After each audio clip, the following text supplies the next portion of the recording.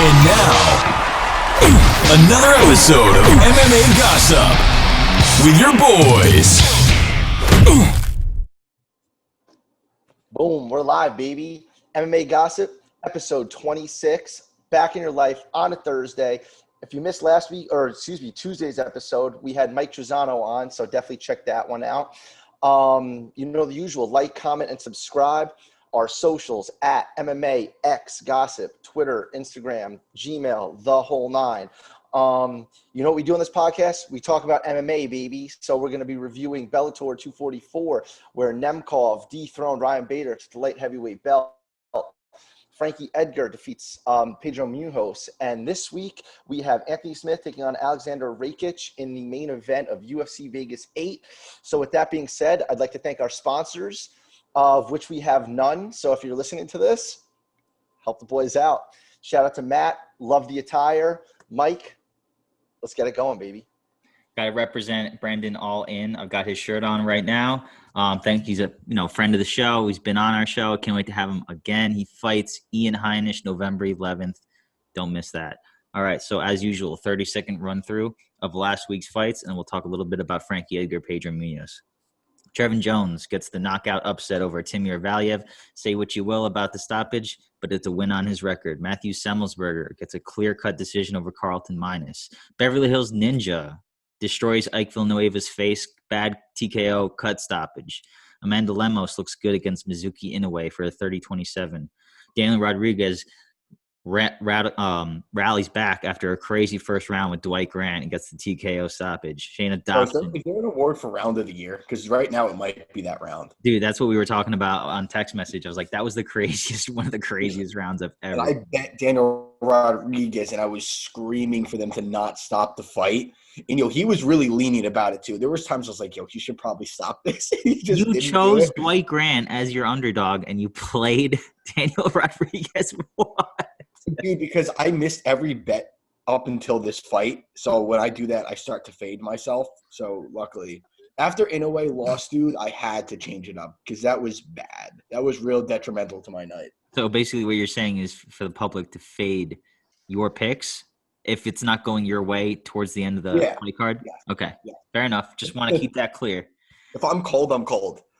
There we go. Matt's gambling ideas are just bet heavy favorites until you win.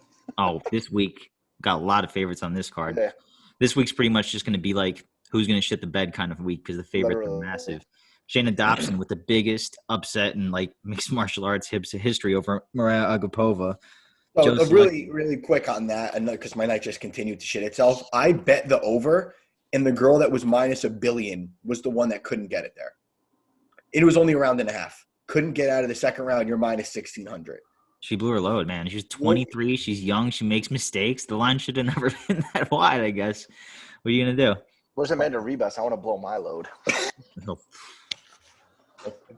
Joe Selecki gets a real nice first-round rear naked choke over Austin Hubbard. Mike Rodriguez knocks out Marcin Prachnio, who did not see that coming. Frankie Edgar with a very close win over Pedro Munhoz. So let's talk about it, boys. Who wants to take the first stab? Chris, I know you can because you're a lot more pumped up than I am. Yeah, well, if you guys listen to our Q&A or pretty much any episode, I mentioned how much I love Frankie Edgar, being a fellow Jersey boy, how he got me into MMA, the whole nine. I already watched the fight about 7 fucking times. I think that Frankie Edgar undoubtedly won the second round and the 5th round. I think Munhoz won the 3rd and the 4th. So I really think it depends how you scored that first round. Pedro was being the aggressor. They landed the exact same amount of significant strikes come the end of the round, although Pedro Munhoz's were more leg kicks, obviously. So I honestly think it comes down to how you weigh that first round. Overall in the fight, I think maybe Frankie wore more damage, but round-wise, it was 2-2 going into the 5th, and I think that Frankie edged it out. You know what I mean? So I think Frankie Edgar, you can't be mad. Whoever won that decision and lost the decision cannot be mad. I listened to Frankie Edgar's podcast. Shout out to Champ and the Tramp with Roger Matthews, JWoww's ex-husband from Jersey Shore. Anyway, great podcast. Listen to it. Frankie gave like a 45-minute, he just ranted about the fight, basically his thoughts on it. And Frankie said himself, he's like, look, it was a close fight. I have not. He said I have not rewatched it. I got my hand raised and I'm moving on. I think I won the fight. My corner thought I won the fight. A lot of people speak to think I won the fight, but I'm not. I'd be lying if I said it, but didn't think it was a close fight. Pedro's a warrior, and Frankie said himself he's been on the wrong end of split decisions. You know, Benson Henderson comes right to mind. So he's been there, done that. So one went a close fucking fight went his way. That's the way I see it. Any man could have won. Only 3 people's opinion matter, and 2 of them saw it for Frankie Edgar. So no problem there. Yeah, I'm not going to reiterate everything that Chris said just because I agree with all of it. I was a little fucked up during this fight, so I really can't. And I only rewatched the fight twice since, and my opinion really didn't change. So, yeah, I think he won that first round. I thought he was tied going into the last round, and then I thought Frankie took it. I mean, in just watching the fight through my fucking slanted eyes at the time, I was watching like sporadically, and I just thought that Pedro just looked more fucked up in the last round. Like, he was wearing that damage under his eye pretty bad. And I saw a lot of people clamoring that was a robbery. Like, come on, you throw that word is so easily used. It just, like, come on. It's not a robbery. Pedro wants a rematch. Don't care to see it. Don't want to see it. The fight wasn't that great. Like, and plus it's Frankie Edgar, dude. Like, you lose to him at this point, he's not doing rematches. He's either fighting his way up to the belt or he's bouncing around divisions looking for money-making fights. Like, he's not, you're not getting that rematch. It doesn't make sense for him. And honestly, Pedro, I don't think it really makes sense for you because you losing that fight, I don't think it makes you better or worse losing to Frankie Edgar. Mike, what do you think? So I had it scored for Pedro Munhoz. I watched it on mute the very next day, and I thought it was either a 49-46 for Pedro or 48-47. When I watched it live, I thought going into the 5th round, I thought this could be 2-2, the deciding factor. And then when I looked back on rewatched it the next day, I thought the clearest round for each fighter, as you said, Chris, round 3 was 100% for Pedro, and round 2 was 100% for Frankie Edgar. There's no doubt about that. Round 1 is the reason why I picked Pedro in round 1, because he had a lot of success with the leg kicks, a lot, and he totally abandoned that in the 2nd round, which made it Frankie's round the clearest round. 3rd round, he got back to the leg kicks. 4th round, he got back to the leg kicks, and that 5th round was very close. But I agree with you; it was Frankie's round. So I thought Pedro won 1, 3, and 4, and to Frankie's round 2 and round 5. Obviously, that's not a robbery. It is not even remotely a robbery. But the one questionable thing I have is that the deciding judge gave round 3 to Frankie, that's just bad judging. Like, that's wrong. You know what I'm saying? So, like, if anybody wants to make an argument for Pedro winning, I think it's that particular scorecard. Other than that, no, they should not run it back. Pedro, I know you're crying wolf. I feel for you. That sucks. But get another fight, man. You're still up there, bro. You're still up there. There's no reason to be, crying, about it because, at the end of the day, Frankie's not going to rematch you. He just took your number 5 spot. He's up onto bigger and better things, man. You can't blame Frankie. You can't blame anybody at all except yourself, man. Everybody thought you were going to finish the fight. Go out there and finish the fight. Yeah, you're a 3-1 favorite, and definitely didn't look like it. I mean, those odds we said ourselves were wacky, and that was removing all bias. Those are wacky odds. I guess the if factors, being Frankie at a new weight class, things change. But it's also funny to see, like, in there, Frankie still looked smaller. You know what I mean? This is a guy that fought at 155. Now he's fighting at 135. He had a 2-inch reach advantage, but body type, he looked a little bit smaller. But he looked really good at 135. Cardio has always been Frankie's thing. Mixed up his boxing and wrestling really well. I think he had 2 takedowns he got credited for, 1 mat return. He looked good, man. I like to see Frankie at 135. I'm excited for him. Yeah, mad props to him, man. He keeps turning back the clock. And just when you count him out, he makes a comeback, man. He should honestly change his name to the Comeback Kid, man. He's great at that. Dude, I love it. He said after he's like, enough of this silliness, Anik. I want to come hug you. He said to John Anik because he's like, there's distance for everything. Like, this is silly. And Anik was like, how's your leg? I see you limping. He goes, that's the Jersey Shore pimp walk.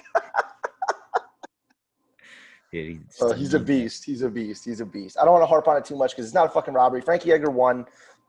That's it, bro. That's the way I see it. And I'd be amiss if I said it, but going back to Bellator 244, Vadim Nemkov knocks off Ryan Bader. That's big for Bellator.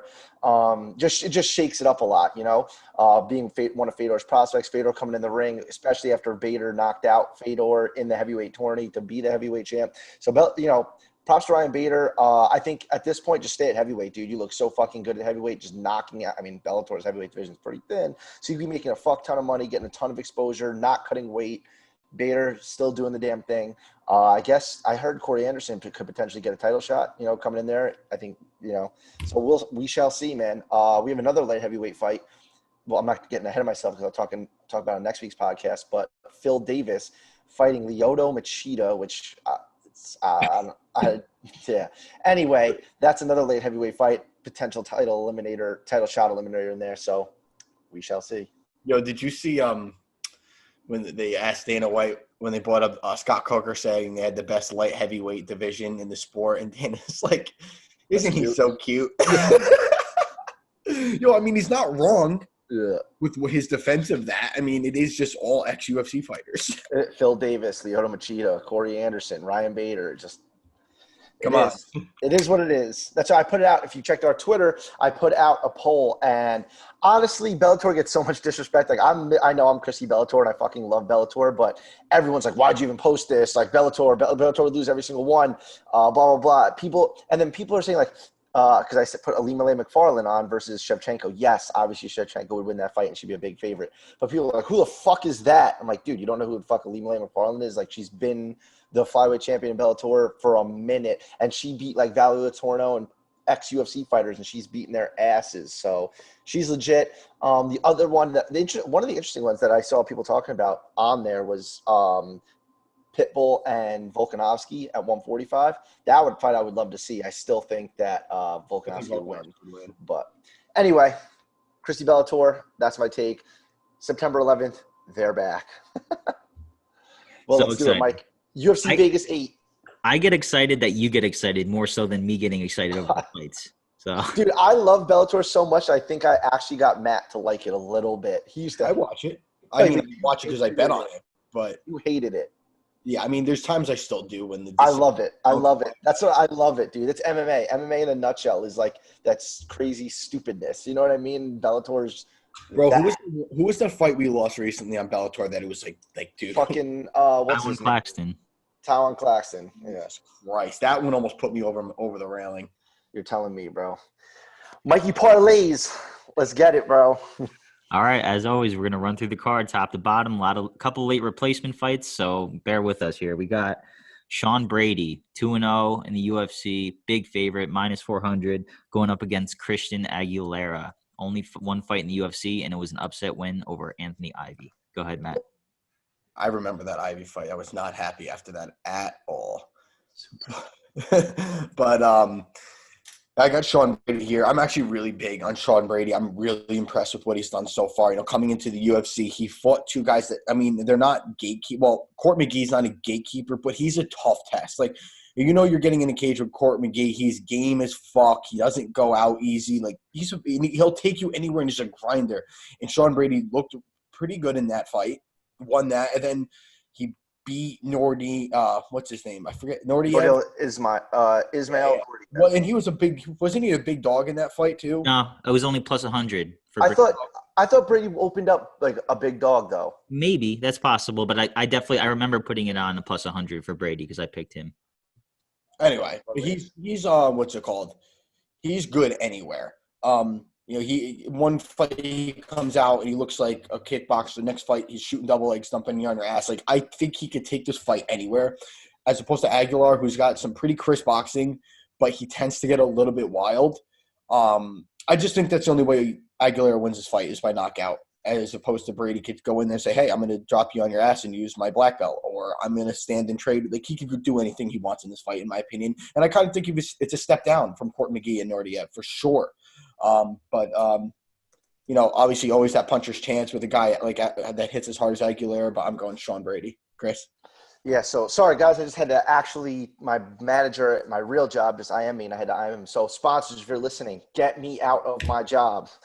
But with that being said, Sean Brady all the way here. I think he's my gigantic favorite. I think he's up to minus 400 now in some places. I know he opened at minus 325. I mean, let that be what it is. But I guess the betting public is really high on him, as I am. He's 2-0 in the UFC, like Matt said. He's good everywhere. He's been training with Eddie Alvarez almost solely with Eddie Alvarez because, the whole quarantine thing has been hard to get training partners. And Eddie Alvarez is hyping him up like crazy. Talking about the Philly boys doing their thing, yada, yada, yada. I mean, you can only get better training with Eddie Alvarez at this point in your career. And like Matt said, Christian Aguilera is a step down, in my opinion, from his last 2 fights. I think he should absolutely win this fight. Aguilera is 14-6, 1-0 in the UFC, beat Anthony Ivy. I think he was a big underdog in that fight as well. I would just describe him as tough. He throws big punches and eats big punches. Sean Brady has no stoppages in his 2 UFC fights. This is a place where he can definitely get one. And maybe that's what the UFC is doing here, just trying to give him a super winnable fight, get a finish, look good doing it. Inside the distance is plus money because of that. So Sean Brady all the way, maybe inside the distance. Sprinkle it. Yeah, that's actually one of my plays this week is exactly that. It's going to be Brady by finish, and I'm also going to play the under because for that one crazy chance that Aguilera gets that finish, if he wins, it has to be by knockout. So as the fight goes on, it's going to be Brady's world. Like you said, Matt, he gets a little wild in there. He gets tired as the fight goes on. He had a crazy good win in his last fight, but let's face it, Anthony Ivy is who the fuck is Anthony Ivy, right? So we got Brady here. He's going to win inside the distance. Cash that. Next up, we got Emily Whitmire. Slight favorite, minus 150, going over fighting against Polyana Viana. This fight was actually scheduled a while ago, so this is a rebooking. Polyana Viana is probably around plus 130. Matt? Why they bother rebooking this, I don't even know. But I hate these low-level women's fights. It's not sexist. I just lose a lot of money on them. The fight to me is just, it's weird. Like, I think that Viana should probably be favored, and she's not. And I think that's going to make me take Whitmire. What's up? I think she opened up as the favorite for what it's worth, Matt. Okay, well, that's fair enough. I've seen Viana lose in ways that Whitmire excels, aka her wrestling. We saw what's her name, Viana, in her last fight. I think it was against Hannah Cifers, just get controlled on the ground. And and if she's going to do that, Whitmire can 100% do that. And it's low level, so Whitmire is just going to go to the well with what she knows. And if she can't stop it, then, I think it's a wrap. So I'm going Whitmire here. Maybe an over. Mike or Chris, Mike, I think. I don't know. Never wrap. But I'm going Whitmire here. I'm just going to come flat out and say it. I think that Viana I think she's 1-3 in the UFC. She's just not that good, not really UFC caliber. I know Whitmire's got a poopy record. I think it's 4-3, but she's training at Syndicate MMA now with JoJo Calderwood is there, Roxanne's there. So she's fighting with girls her size and a little bit bigger than her. She's fought better competition in her UFC career, fighting on tough, the whole nine. I just think Viana is going to be happy on bottom, and Whitmire's got a strong top game. So I just see her – it's going to be a women's fight. Go get some beers during this fight. Do the usual. You know what I mean? Take a piss. Do what you got to do. Come back, and you'll see Alex Caceres on the TV. Yeah, I agree. Don't watch this fight if you have somewhere to be or something to do during fight night. Evade this one. But I'm actually going to go the other way. I'm going with Viana here. I just think that Whitmire doesn't have that mean streak in her, whereas Viana does. If you watch that one, I know this is like stupid to bring up, MMA math, but Amanda Hebas got absolutely murked by Polyana Viana back in jungle fights, way back in the jungle, way back in the day. But she came into the UFC with a lot of hype. A lot of people thought she was going to be something legit. Even Joe Rogan called her like an alligator on the ground at one point. And then you get, armbarred by Veronica Macedo, and Macedo is a can. So it's not looking good for Viana as well. But I think it's a trap. I think Whitmire is a trap. Everybody's putting money on her. I don't see it. I know she has a way to win, but I don't know. She doesn't have that mean streak that at least Paula Viana, when she turns it on, she could turn it on. I don't know if Whitmire has that second gear. And if Whitmire starts to face a little bit of adversity, like we've seen her lose 3 times, all by finish, so we'll see. I think it's a trick. I think the line opened up the right way, but since Viana has become the dog, I'm going to take a stab at her. And I'm not going to even regret it because this is a horrible fight. I was just going to say, you're actually going to take a stab at her. Good for you, bro. I'm not betting money on this fight at all. I'd rather just bet on a coin flip. Right. So we'll see, bro. Up next, here we go. Alex Caceres going up against he was supposed to fight, correct me if I'm wrong, Giga Chikadze, right? Yes. So he has another new opponent. This is the second new opponent. Right. And is it Austin Springer? I'm going to double check right now while we're live. I'm like 90% sure it's Austin Springer. Yeah. Okay. The newest replacement. Okay. Go ahead. All right, Matt, take the floor. It's Austin Springer, right? Yes. Oh, Christ. Hold on. I don't even think there's odds up on this yet because that's what I was looking for right There's now. not. I looked again at like 3:30 and there was no odds on it. That sucks. I don't know what to fucking do here then. I guess I'll take Alex Caceres. I mean, I would love to know what the odds are because if they're a big enough dog, I'd probably just fade Caceres because I think he sucks. But, yeah, I'll go Caceres here. But I don't know. I probably won't even bet this fight. But, I don't know. I just don't like Caceres. Like, his style to me is so fucking brutal. Like, you never know what he's going to do. He gets way too comfortable fighting off of his back for some weird reason. I don't know. He's like, what is he, 2 fights shy of 500? I'm fading him. Austin Springer? Yeah, I'm going to take that guy. The reason why I said prior opponent Giga Chikadze is because Austin Springer beat Chikadze on a contender series via rear naked choke. So here we go, MMA math. Oh, yeah. So, yeah, this is another – I honestly have no idea what the odds are. We always say this on the podcast. We're not fucking MMA handicappers. We are super fans of the sport, and we sprinkle some money on the fights. Anyways, with that being said, Austin Springer, yeah, if you want to do MMA math, choked Giga Chikadze's ass out on the contender series. I know he fought Chris Grutzmacher, however you say his last name. Yep. And there's another UFC opponent on his record, and he lost both those. Julian Erosa knocked him out. So, anytime he's fought a higher level of competition aside from Giga, he's lost. Honestly, I don't know much about him. It's his UFC debut. I think he fought in Cage Sport in his last fight. So, you got to ride with Caceres. He proved my ass wrong against Chase Hooper in his last fight. So, ride with the vet on this one and go with Caceres, who's fought literally everyone under the sun versus a UFC newcomer. I learned my lesson plenty of times.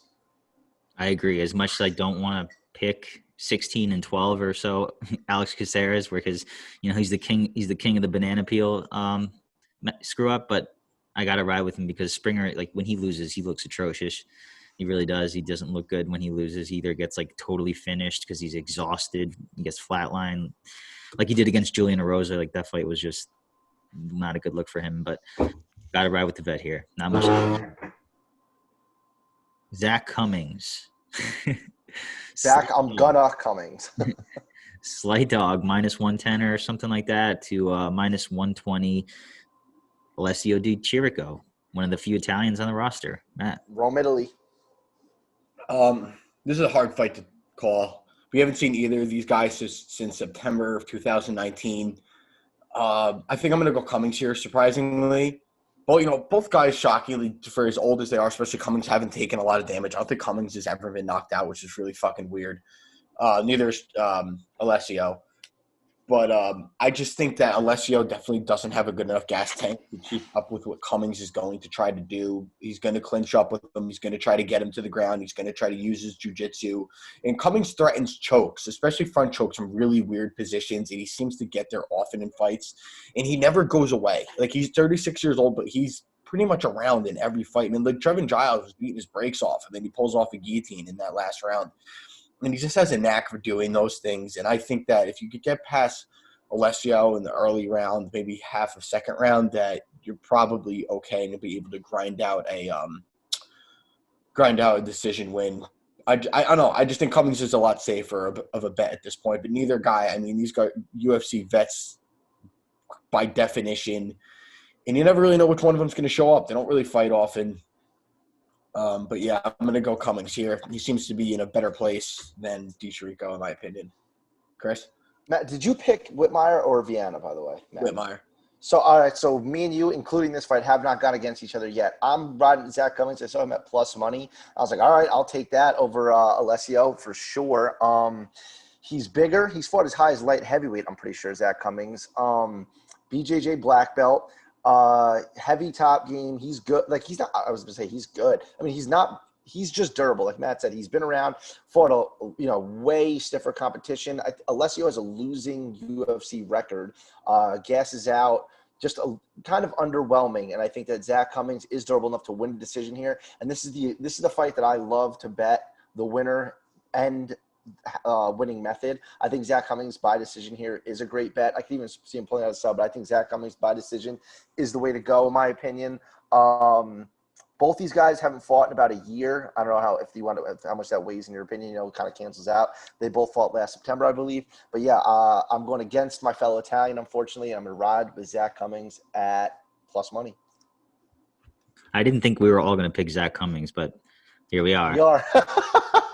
I think the biggest thing that's alarming for me for Alessio Di Chirico is, yes, he has a losing record in the UFC, but the biggest thing for me is that he trains out of Rome, Italy, by himself. He owns his own mixed martial arts gym, and the only credible, reputable person there is he himself. So he's not getting any better. Whereas you got Zach Cummings, he's a veteran. He's coached, fighters in the past. He still trains. He's a little older, so he's got the veteran experience. I would say even way more veteran experience than Alessio Di Chirico, even though he does have a wealth of experience himself. But I think Zach's is just his fight IQ and his ability to realize that when the going gets tough, he's going to win that battle.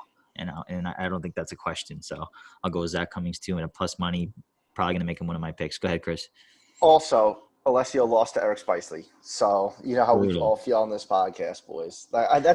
He's another one. So Eric Spicely's added to our list of fighters we shit on. I'm sorry, Eric Spicely, you're probably a really nice guy. But Zach Cummings. That's all there is to it. I actually love that he's a dog. That's one of the love it. Abs. Yeah. All right. Here we go. Mallory Martin. Big favorite, I think. I want to say, I don't know, minus 300 or something like that. Going over Hannah Shockwaves. Cyphers. Big underdog again. Quick turnaround again. Matt, take it. So Cyphers can't stop fighting, and she also can't stop losing by finish. She's fought 3 times this year, and she's gotten finished all 3 times. You know how hard that is to do in a women's division? That doesn't – you have to try to suck that much. But anyway, I mean, she did lose to Hill, Dern, and Agapova. Agapova, fuck yourself. But it's not like she's fighting tomato cans. So I give her some credit there. And in a weird way, I think she could potentially be a live dog in this fight. As often as you fight, you can't be that bad for so long. And to me, Mallory has really, really stiff stand-up and kind of keeps her head on the center line. And Cyphers is kind of above average boxing, even though she always loses. So, if she could keep the fight on the feet, I think she has a chance to outstrike Mallory. That being said, I don't think that happens. I think Mallory's going to dump her on her ass like Angela Hill was shooting on her. Angela Hill's a Muay Thai fighter. Why are you getting taken down by her? So if she's going to do that, I have no problem thinking that Mallory will as well. I'm going Mallory Martin. Chris? So Mallory, I saw today I have her on my sheet over here at minus 345, and that was around 3 o'clock this afternoon, which is insane. That line is bananas. But with that being said, Hannah Cyphers super active. With that being said, as Matt said, super brutal. She loses a lot. She is the UFC's sacrificial lamb / springboard for prospects. Like Matt, just to reiterate, Angela Hill, it's Agapova. I kept hearing Anik say that. I kept saying Agapova, but Agapova, Mackenzie Dern, Macy Barber. So she is just a springboard for fighters that they want to promote. With that being said, like we always say, Dana White's Contender Series, Mallory Martin, they always try to push them. So Mallory, she's 26 years old, won the Contender Series. She's fought in Invicta. She fought in the Contender Series. She's fought in the UFC. She's fought in LFA, where she actually lost to Macy Barber as well. MMA math, common opponent. That being said, I think Mallory Martin is going to win here. Do I think she should be a minus 345 favorite? No, because again, what Matt said, Hannah Cifers has above average boxing, and she's pretty fucking strong. There was times in the clinch before she got subbed by Mackenzie Dern. I was like, damn, she's kind of putting Dern up against the cage. Granted, that ended real fucking quickly, but minus 345 to Hannah Cifers plus 285. That's a lot for a women's fight. And one thing I wanted to touch on in my head today, I'm like, okay, so Hannah Cifers is 2-4 in the UFC. She almost is 1-5. She won a split decision over our girl, Polyana Viana. Otherwise, she'd be 1-5 in the UFC. But I think because the times we're in, this whole quarantine bullshit, they need fighters who are going to be active. They need to put on women's fights, and Hannah Cifers just says fucking yes. So even if she loses today, I think this would be a 4-fight skid. I still think you'll see her again in the UFC. Wow, bold prediction there, Chris. I was about to say she's on the chopping block, but well, I mean, I can see she's that. She's not. But Yeah. I think that's the reason she would stick around. No, you're absolutely right. That's a just as reputable a claim as me saying she's on the chopping block, right? So, one of us could be correct, but I'm gonna go with Mallory Martin because I think the playbook on how to beat Cifers is out there. You take her down, beat her up. TKO, advanced position, sub her, she just loses decisions and she loses by finish. Like, she just doesn't win anymore. And Mallory is definitely the person they're trying to promote. She just came off the Contender Series. And if I'm not mistaken, I'm pretty sure she was like really sick or like had a knee injury. I forget which one it was. She had some sort of serious deterrent in the Contender Series. She still went out there, didn't look like overly like a world beater, but she did what she had to do, and now she's healthy and she's ready to go. And she's at Team Elevation. You know what I'm saying? Those guys are animals over there. So she's coming in this fight. She's going to beat Cifers. There's no way. Also, one thing I wanted to say about Cifers, she's hilarious, dude. I forget, I might have been Viana when she won that split decision. Remember Rogan went to interview her after, and she was literally like too scared to talk on the microphone. Like, imagine, I know she's a woman, but imagine having the balls to make that walk, go to the octagon, and then win, and then your post-fight interview, that's the part you're scared about. Like, you know what I mean? I don't know. It's pretty funny. Just wanted to throw that out there. Hannah Cifers, best of luck. She's going to need it. She's going to need it. All right, here we go. Coconut Bombs is back. 2-week removal. Slight underdog, plus 105, going against Impa Kasangane. Just fought in the Contender Series 2 weeks ago. So both these guys are fresh off their, Maki got subbed out by Darren Stewart, and Kasangane got a little, I would say, underwhelming victory in his Contender Series bout. Matt? I'm not even going to analyze this fight. I'm just done picking Patolo on this podcast. I'm going Impa. I'm not talking about it. That's what I'm doing, because if I pick Patola again, I'm going to lose my fucking mind. When you get subbed out by Darren Stewart, you could fight a dead person, and I would bet on the dead. I promise. Chris, go ahead. Dude, so you guys convinced me to love Maki Patola. For some reason, I don't know, I got the vibe that you guys love. Because I listen to fucking Mike. No, all that aside, like, I hated him I had no reason to not like him. He had a nice win on the Contender Series. I had no reason not to like him. It was just like, I don't know. It's just not even just fighters, just people in general. When you're just like, I don't like that person. You have no fucking reason why. He just seemed to be that person. But he's an exciting fighter. And this fight, Impa, I don't know how true this is. Rumor has it, there was like some backstage talk before he won on the Contender Series. I heard multiple people talking about this. I was listening. It might have been Die Hard MMA tweeted it. He signed with the UFC before his Contender Series win. He signed for this bout. Before the Contender Series win. Yeah. Right? So, yeah. So, I mean, imagine he got embarrassed or just beat in that fight. Like, what the fuck do you do? So I don't know how that works. They both fought 2 weeks ago. This is a middleweight fight because I know Max Matola likes to bounce, do his thing. This is a middleweight fight. So them fighting 2 weeks ago shouldn't have too much of an impact on their weight cut.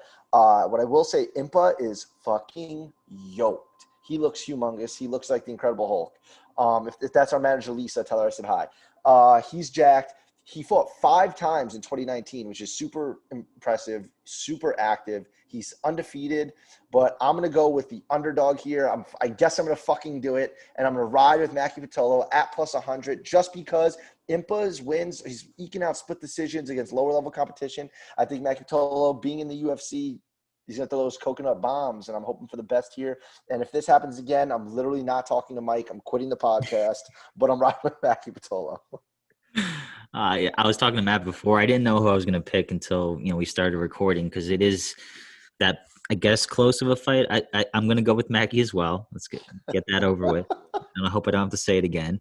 I just because Impa looked really green and not very good in his Contender Series wins. Listen, if you win on a Contender Series and you don't get the contract and you get another chance at Contender Series, you're lucky, and you got to prove that you should be in the UFC. And like we said, he signed the bout agreement to fight Maki Pitolo before his again underwhelming win in his second stint on the Contender Series. So I think if Maki keep it on the feet, don't try to wrestle again. You definitely have the stand-up advantage. I think the only way that Maki loses this fight is if he uses his poor fight IQ, which he does.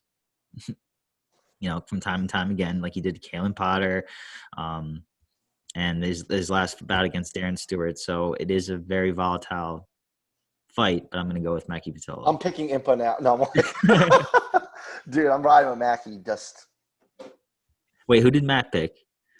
Impa. Okay, all right, fair enough. All right, up next. Magomed, okay, we talk about this fight at nauseum, I feel. Magomed Ankalaev, another massive favorite, going up against Ivan Cutelaba. Matt? I'm going Ankalaev. I wouldn't change it from the first one, even though I thought the first fight was a brutal stoppage. I think he was going out anyway at some point. This fight's going to play out the exact same way. I mean, Cutelaba could be weird, though. For a guy that hits as hard as he does, he randomly starts shooting takedowns, and it worked against Khalil Roundtree. It wouldn't work against Ankalaev. He could take this fight anywhere. He's a lot better. The only reason this fight's being rebooked is because the bad blood is entertaining, in my opinion. That's they had all that bullshit. And, Cutelaba at the end of the day is an exciting fighter. So they tend to, when something like that happens, it's an easy way out. Oh, book him again. But I'm going Ankalaev the same exact one. Maybe not first round KO, but it's going to be an under. The fight's going to be a finish, and it's probably going to be Ankalaev unless Cutelaba connects with a big bomb. Chris? My favorite part about this podcast is Matt pronouncing people's names. Ankalaev and Cutelaba, whatever I love it. It's hilarious. But anyway, with that being said, I'm sure I think Matt was all over this in the first one. I think you laid big wood on Ankalaev, and rightfully so. And based on the first fight, there'd be no fucking reason not to. We saw this fight play out already. Yes, the stoppage was early. Was that going to happen anyway? Yes, Vegas was all over it, and they were right. I do see that happening again. With that being said, Cutelaba is only 26 years old, has 12 wins by knockout. Look at the fucking dude. He looks like he is the Hulk. He paints himself as the fucking Hulk at weigh-ins. Big dude. Packs a big punch, so maybe playing the under here rather than laying the wood, or lay the wood and the under, as kind of a hedge, because I'm sure the under is going to be 1.5 rounds, right? And with that being said, whenever it's an under at 1.5 and you have a minus 350 favorite, they're expecting that favorite to stop the fight in the under. But when you have someone like Cutelaba on the other side throwing hammers, I feel like the under is a good way to hedge or win even more money if Ankalaev stops it under 1.5 rounds. Totally my opinion. I'm not a fucking MMA handicapper. I'm picking Ankalaev again. Yeah, I'm all over Ankalaev too. I was in the first fight. I was in the rematch. I'm again on him in the rebooking. The only thing that scares me is, Cutelaba, he throws haymakers in the first round, and hopefully that doesn't land on Ankalaev's chin. But as the fight goes on, Ankalaev's going to get stronger. Cutelaba has proven to get tired. If anything, he's looked pretty atrocious when he gets tired, because he went from whooping Glover's ass to getting his ass whooped by Glover. So, when you're that high in the first round and then you start losing that bad in the second and third round, it makes it very, very difficult to trust you. So for those of you that are taking the stab on Cutelaba, good luck. I hope you chose the first round, because I really think that's the only time you can get it done. Other than that, Ankalaev is better everywhere. He's like the taller guy. The reach is probably close, but he's definitely got a little bit of advantage there, and he's going to pop until he knocks Cutelaba out. That's just how it's going to go. All right. Check your phone. Check my phone? When I'm talking, go ahead. Yeah, I just didn't want to leave this dude on red that messaged you back on Instagram. Oh yeah, he's an amateur guy. We'll get to him. Okay. Potential guest or what? Yeah, I mean, he's a nice kid. He comments on our stuff, but he's a mixed martial artist from a different country, only on the amateur level. So All right. just sending feelers out. Yeah. I'll feel him. Yep. Oh yeah, I'm sure he calls me mate. So Put under the table. That's dope as fuck. If we could get somebody on the podcast that's going to call us mate, I'm all in for it. All right, I'll baby. kiss him on his fucking lips. Hopefully, he probably listen to this right now. But yeah, whoever Dude, you he are, might be. I will kiss you on the lips. Ricardo Lamas. Ricardo Lamas, my 2-1 favorite over late minute replacement Bill Algeo. Bro, he's minus 310 now. He's up to 3-1. Yeah. Wow. Okay. Yeah, dude. That changes my perspective a little bit. Go ahead. Yeah. Go ahead, Matt. I mean, I was going to hammer Lamas. I'm going to hammer him. Like, dude, do you remember when you remember how much money I put on him when he fought Josh Emmett and he still hasn't woken up? I think I've faded him in every fight since except Darren Elkins. Faded him against Bektik. But I think he gets a win here. I mean, he's 3-1 for a fucking reason. I would have favored him over Ryan Hall, 100%. I was pumped to see Ryan Hall fight, but Ricardo Lamas is a vet, man. He's literally seen it all. He might be the fighter that's seen it all, like, that's nobody talks about, dude. Like, he's been in there with – and granted, he's lost to a lot of these guys, so I get it, but Dennis Bermudez, Jose Aldo, Diego Sanchez, Chad Mendes, Max Holloway, Charles Oliveira, Josh Emmett, Darren Elkins, Calvin Cater, Cub Swanson. It's so crazy. This guy's resume, granted, again, hasn't won most of them, but for a guy that's seen that and been in there with that, he's going to beat this guy up.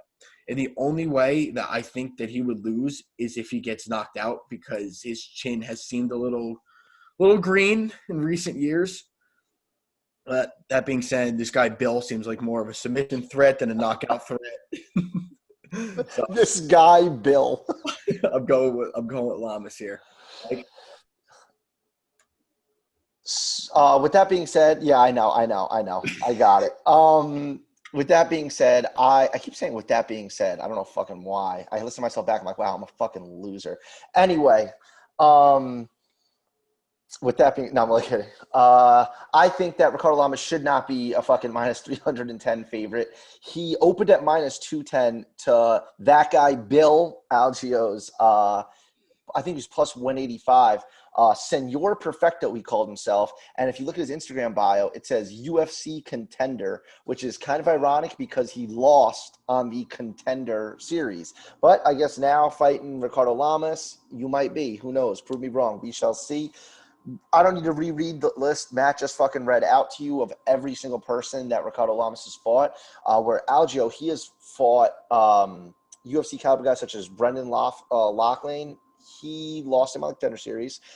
Jared Gordon lost to him. Shane Burgos lost to him. Granted, these are good. These are high level UFC guys he's losing to, but and Loughlin being from PFL, Bellator, the whole nine. Don't need to explain him. I love him, by the way. Wish he was in the UFC. Shout out to him. We should get him on the podcast. I had a dream we had him on the podcast, so we got to reach out to him.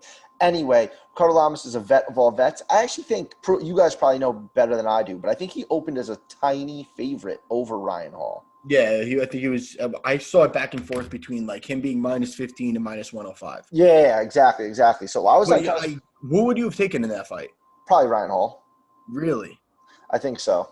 Dude, the thing about Ryan Hall is they're trying to push him now, bro. They're trying to give him that older vet. Striking is so bad, though. It's gotten a little better. His kicks, though, I just think a guy like Lamas would be weary to that. Like what did you say, Mike? I said Ryan Hall, he has a weird stand-up, but he makes it work for his game. He does. Those kicks and shit, like. They're weird, dude. They're really weird. Who did he fight last? And I was just like, all right, Darren Elkins. Like, Darren Elkins' fight IQ is just fucking at this point. Yeah, but Darren Elkins has really good wrestling. You'd think that, you know what I mean? To stop. That's true. I don't know. I get what you're saying. I just think that Lamas is such a vet and seen so much. He would be like, dude, you're not going to hit me with a fucking spinning hook kick from across the cage. Coming off an injury too, questionable. But, true.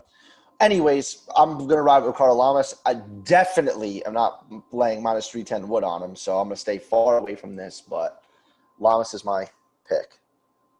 Yeah, I didn't know the line was what it was prior to this podcast. It must have skyrocketed just today. But yeah, I'm going to pick Lamas too. But there's two things that make me scared. Obviously, the line, but two other things as well. Is listen, Lamas's chin is questionable at this point in his career. He's older, can't take the damage as much as he did. Number one, I know it's been a while since he fought, but still getting older. Number two, his volume is very low in almost all his fights. He's usually the guy on the receiving end of a lot more punches than he throws himself. And I know that based on what I've seen on Algio, he likes to throw a lot. Maybe it's not accurate, maybe it's not hard, but he throws a lot more than Lamas does on a round-to-round basis. So, like, if it does go to the decision, you have the option that you have the chance of losing it based on volume, and you also can lose because Algio might land that one button shot and KO his lights. But I do think that Ricardo, if neither of those things happen, he should be able to style on this kid. I don't think Algio is really UFC material. So we'll see. Up next, we got Ji Yoon Kim, huge underdog. 3 fights left. That's crazy. Yeah, we're bowling through it. But it's short, it's a small card. Yeah. Plus 265 going up against Alexa Grasso, minus 305. Alexa Grasso is finally moving up to 125 for this bout because she can't make 115 anymore. Matt? I'm all over Grasso here. This fight's going to stay on the feet. Kim I don't think she has a takedown yet in the UFC. I know she's averaging 0% of her takedown, so it probably means she doesn't have any. But yeah, this fight's going to stay on the feet. Kim weirdly has a 6-inch reach, what I found very interesting. But Grasso's just bigger, trust her more in the clinch, and her boxing's really good. She's got very good stand-up. I mean, she's Mexican. That's just what Mexicans do. They box. So I'm a big Alexa Grasso fan. Definitely taking her here, probably by decision. Wouldn't be surprised with a knockout. But Chris, holy fuck. Dude. Figure it out. From now on, I'm literally just not going to respond. I'm just going to sit dead silent until either Mike answers or you correct yourself. But with that being said, no, I'm only kidding. I swear to God, I was only kidding. I'm going to retaliate. Do it. We should get a counter on the bottom left. We have to. But I think Alexa Grasso here is, this is pitch perfect, totally set up for her to win. Ji Yeon Kim got into MMA with a kickboxing. Kickboxing was her inspiration, so clearly likes to strike. She is a purple belt in jiu-jitsu, which is, Alexa Grasso's white belt is probably hurt your eyes. It's so white. She has no grappling, no takedown defense, no grappling whatsoever. So if Kim wants to take the fight down, like Matt said, I don't think she has the ability to do so. If this fight stays standing, I see no way in which Alexa Grasso can lose this fight. With what I just said, she's probably going to fucking lose. But yeah, Grasso here, she's going to be – I want to see how good she looks. She's probably look filled out a little bit because, she's maturing. She's young, and now she's coming into her own, going to fight at flyweight. Kind of funny. They already have her ranked. They're both number 14. I don't know if that's like a strawweight, flyweight type ranking, but the UFC website has them both listed at 14. Thought I'd throw that out there. Anyway, Alexa Grasso, humongous favorite. They're trying to promote her. She's 3-3 in the UFC. Only time she's lost are Carla Esparza, who's a grappling prospect killer, Tatiana Suarez, like, Jesus Christ, bro, what the fuck did you think was going to happen? And I think Felice Herrig, I think I'm right? Yeah, when she was in her prime, though. So Yeah. Little Bulldog came in and just did her thing. But I don't see any of those three. Ji Yeon Kim is not any of them three. So Alexa Grasso here. Either easy decision and maybe a stoppage, like Matt said. If Kim comes out, watch Kim come out like pulling guard. Grasso's going to win this fight. I saw some people saying, oh, what if Kim decides to wrestle? I'm like, all right, what tape have you seen where she ever attempted a takedown? She has one takedown attempt in all her UFC fights, and it was a failed attempt. So please get that out the window. Until we see it, we can't bank on it. So Grasso's way better on the feet, way more volume, way sharper, not the strongest. The only thing I'm questionable about is that Kim is definitely going to be the bigger girl. She's missed weight at 125 more than once. So she's definitely going to be the bigger girl. Hopefully she doesn't muscle around the cage too much. But Grasso with the footwork and the boxing should just clearly win this decision. Simple as that. There's really no other way to break down this fight. All right, baby, co-main. You ready, guys? Fuck yeah, I'm pumped for this one. The return of ruthless Robbie Lawler going up against plus 200, by the way, going up against the ever, climbing, rejuvenated Neil Magny minus 250. Matt.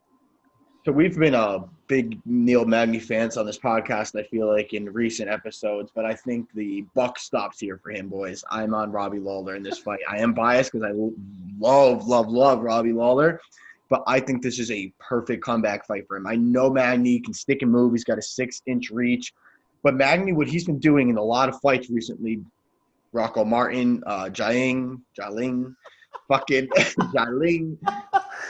Ling Jiang, right? Yeah, oh my God. Li Jingliang. Yes. Ling. He's been using a lot of takedowns. And Robbie has incredible takedown defense. He's always been hard to get to the ground. And once he gets to the ground, unless he's fighting Colby Covington, he's been getting back up. And Neil Magny's not Colby Covington. And Neil Magny also doesn't really like to get hit. He doesn't wear damage that well. When he hits, it's noticeable when he gets hit. His head always is snapping back. And he doesn't like a dogfight. And for anybody that's watched UFC ever, Robbie Lawler loves a dogfight. I think he gets in Magny's face and he wears on him. And I think he wins by knockout at some point. Chris. So Robbie Lawler coming back off. Was he injured again? Did he get re-injured? I believe. But yeah, he did. Anyway, Robbie Lawler. This fight to me is just like one of those I don't know fights. The odds to me are all wacky. Like Yes, I think Neil Magny should be the favorite here, but minus 235. It's just like Robbie Lawler. I mean, this motherfucker made his pro debut in 2001. I was fucking 8 years old. That's bananas. His last 3 fights, he's lost. Robbie Lawler. I mean, granted, that Ben Askren fight was. We should do a poll about that. I'm going to do a poll. I want to see, like, out of the, people have had a million ways to look at that now. What do you think happened? You know what I mean?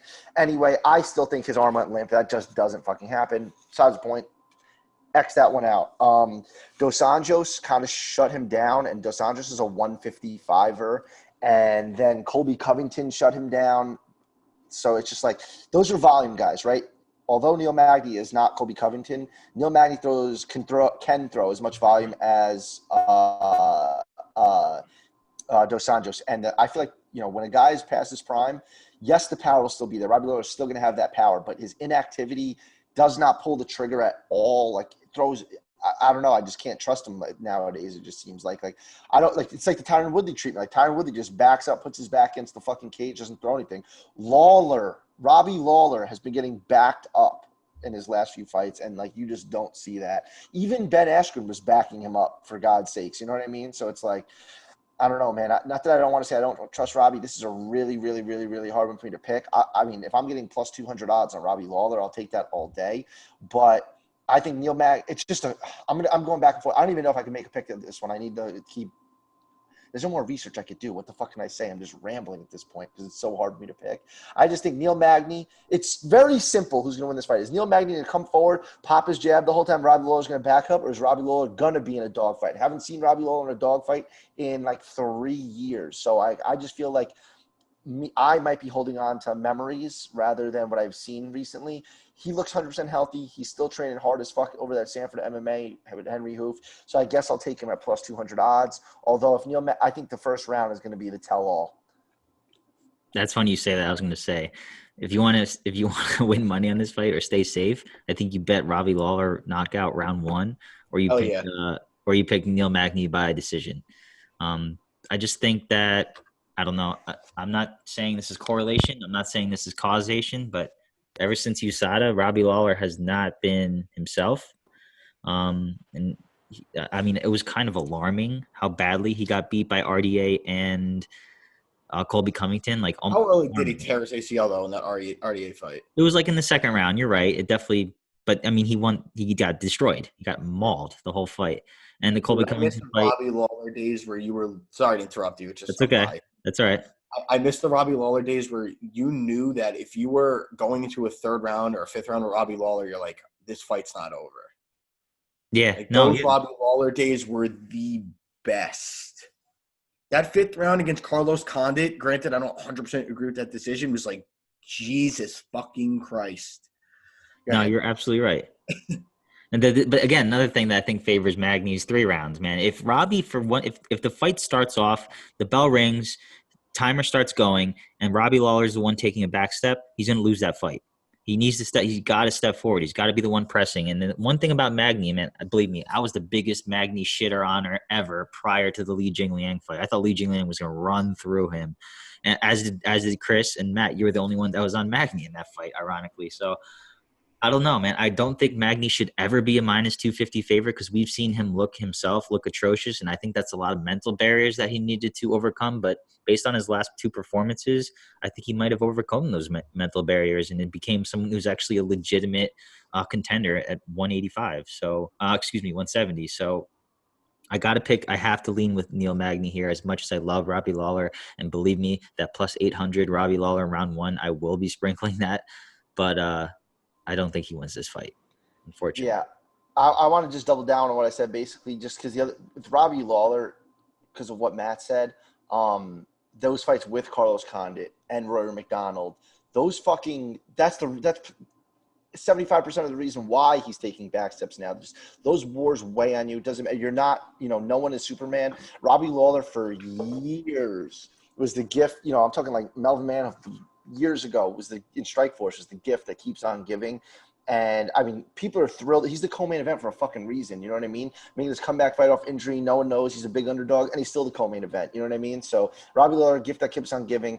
I honestly might have picked him with a little bit of fan bias in me because who the fuck doesn't love Robbie Lawler? But yeah, Robbie Lawler, I'm just interested to see where he's at this point. I think he's 38. I'm soon to be 39 years old. People are talking about Frankie Edgar being over the hill. What's up with Robbie Lawler? You know what I mean? We'll see. Yeah, this is a big fight for him. I don't know. My thing is this. Before the Li Jingliang fight, we all saw Neil Magny as somebody that's just like, meh, right?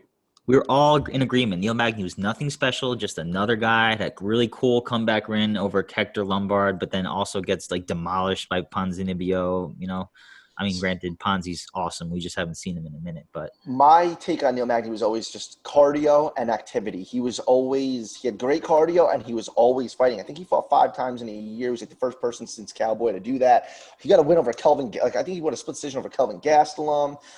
He had like a nice little run there where he was beating some pretty, decent competition. And then that Ponzinibbio fight, I was like, Jesus Christ. Like it looked like he was scared. It was like, okay, when is Pons going to knock him out almost rather than if, you know what I mean? And then he got brutally stopped. And here we are. He's a 2.5 to 1 favorite over fucking Robbie Lawler. So we'll see. Yeah. And that cardio as the fight goes on, it's definitely going to be in his realm, Elevision fight team, another member here. But Robbie Lawler's got great cardio himself. Can't take that away from him. You're absolutely right. 5 rounds all day. Yeah, even in the Colby fight, even the RDA fight, man, he was still there 100% cardio-wise. So that's a good point. I'm excited to see it. Put it that way. Matt, different type of cardio. Nope, sticking Robbie. All right, baby. I'm glad you are. At least, Chris, you are as well? Yeah. All right, good shit. I like that. Main event. Here we go. Alexander Rakic. Pretty sizable favorite, right? Minus 300 or something like that over 275 last I saw. So yeah, over perennial top contender Anthony Smith, Lionheart. Matt, Rakic here, guys. I mean, I'm not fucking around with Anthony Smith anymore. I was a big fan of him, but at the end of the day, Anthony Smith has always been just a guy with a lot of heart. Always played the underdog role, that hit hard and had above average boxing. That's about it. But in his whole thing was he's this big fucking tough guy. The last fight, he's handing his teeth to the ref, and he's coming back way too soon, in my opinion. And I want nothing to do with him anymore. I think he's jumping in way too soon. And Rakic is it's Rakic. Rakic. He says it. He's just a violent dude, and yeah, he can 100% gas, but so will Anthony Smith. Definitely on Rakic here. Chris.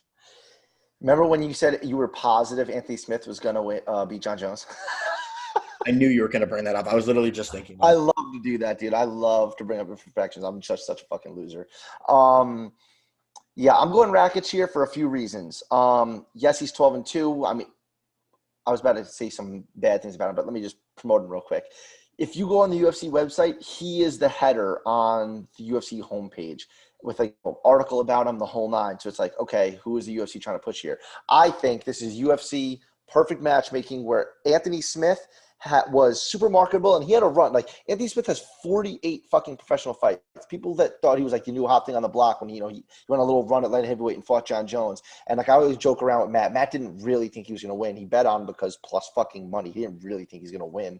Unless Matt, maybe you did. But anyway, he had that hot little run and he got the rub. John Jones fight, remember he got kneed in the head and he didn't take the stoppage. People were like all like nut huggers, and then he choked out Gustafsson and people were like, oh shit, he's legit. But then it's like, look at what Gustafsson's done since, just gotten submitted, you know what I mean? Gotten beat. But yes, he's returning too soon. Anthony Smith is just he's a 205er now because he was too big for 185 and he kind of was over the 185 pound division, moved up.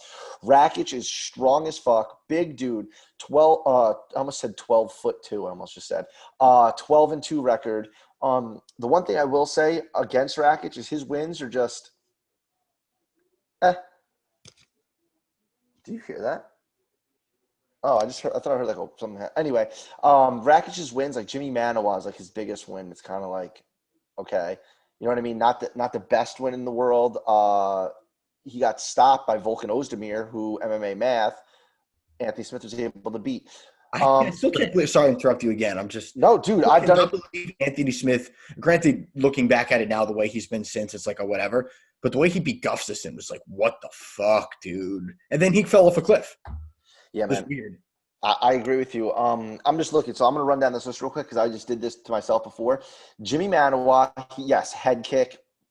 I mean, dude, it was like 50 seconds, knocked his ass out. Devin Clark, we rip on him all the time.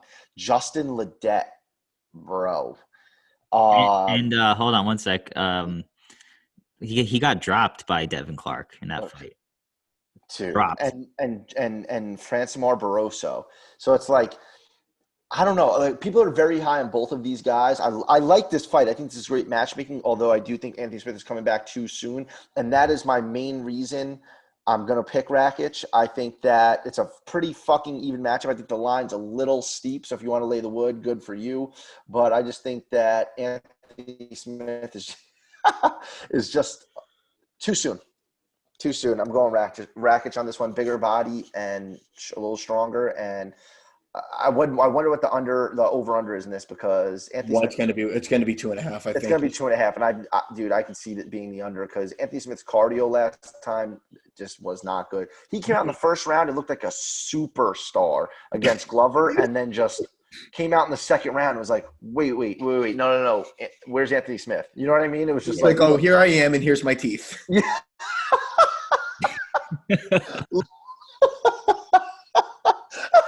Literally. Here's my teeth. Mike, go ahead, bro. No, it's funny you say that, Chris, because that's the biggest reason why I'm picking Rakic, man. If you take that much damage and then you come back that quickly, it's not good for you. It's just not good for your head, and you can't take those punches anymore. So I think I see Rakic getting a first or second round knockout in this fight. But I'm going to say this as well. I don't think Rakic is anything special. I think they want to promote him because it's a thin division. The division's wide open right now with Dominic Reyes and Blachowicz. They want some fresh faces up there, and a win over Smith will put him right up there. Yeah, he's definitely surrounded by a lot of people that are hyping him up to be something that I just don't think that he is. But obviously, if that's your team around you, obviously they're going to be telling you that you're the next big thing. He has a wealth of confidence, and I think that's going to be huge going into this fight. As people are saying, oh, yeah, as the fight goes on, Anthony Smith is going to have the edge. It was like, no, he's not. I know Rakic gets tired as he did in the Ozdemir fight. He got very tired. But Anthony Smith, man, he's not going to be any better either. I mean, I know he subbed Gustafsson in the fourth round, but, we talked at nauseum about Gustafsson not being himself lately, so not putting any stock into that. I think Rakic is okay of a fighter in a weak division, and that's why he's got this fight about to be propelled to the top, 7 or 8. And he's going to win by knockout in the second round. That's my prediction. You heard it here first, boys and girls and other, I guess, 2020. See, Trump supporters can support liberal agenda.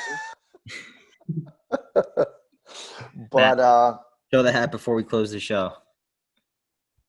how much did you pay for that, by the way? Oh, this one's my dad's. This is from a rally. Now we just lost all of our listeners. He was in Wildwood, dude. It's down the street. My dad went and gave me back a shirt. The boy. But with that being said, no Bellator this week, boys. Unfortunately for me, Bellator will be back September 11th. So is that actually that's 3 Saturdays from now, right? Yeah. Brutal. Bellator, I miss you, bro. Bellator 245, Phil Davis, Leona Machida. I have more for you as it gets closer. Other than that, Mike, send us off. All right, everyone. As always, Suck me off. after the show. As always, Saturday, we will be posting our picks. Another disclaimer, there's too many massive favorites on this card, more than 300. We usually don't, our rule is that we don't pick any picks who are minus 300 or above. But on this particular week, we might have to because there's just so many massive favorites. So bear with us. This will be probably the only week we do this until something like this happens again. A lot of chalky favorites on this card. So that'll go out Saturday. Enjoy the fights, everyone. Be well, and we'll see you next time. Subscribe, like, comment, anything. Send us a message. We love you.